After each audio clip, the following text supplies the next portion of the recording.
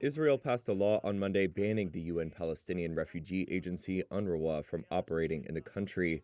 Lawmakers cited what they described as the involvement of some UNRWA staffers in the October 7th attack on southern Israel last year, and said staffers had membership in Hamas and other armed groups. The legislation could impact the agency's work in war-torn Gaza, where Israel has been fighting Hamas militants for a year. It could also hit UNRWA institutions in East Jerusalem, which Israel annexed in a move not recognized abroad. But the law does not refer to operations in the Palestinian territories or elsewhere. The legislation has alarmed the United Nations and some of Israel's Western allies, who fear it could further worsen the already dire humanitarian situation in Gaza.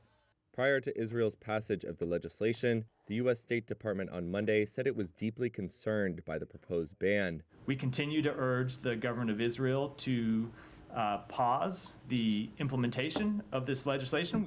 UNRWA head Philippe Lazzarini called the vote a, quote, dangerous precedent that opposes the UN Charter and violates Israel's obligation under international law. He added, quote, this is the latest in the ongoing campaign to discredit UNRWA and delegitimize its role towards providing human development assistance and services to Palestine refugees. UNRWA employs tens of thousands of workers and provides education, health services, and aid to millions of Palestinians in Gaza, the West Bank, Jordan, Lebanon, and Syria. It has long had tense relations with Israel, but ties have deteriorated sharply since the start of the war in Gaza.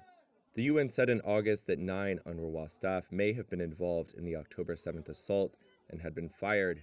A Hamas commander in Lebanon who was killed last month in an Israeli strike was found to have worked for the agency. Another commander killed in Gaza last week doubled as a UN aid worker. UNRWA confirmed both men had been employees.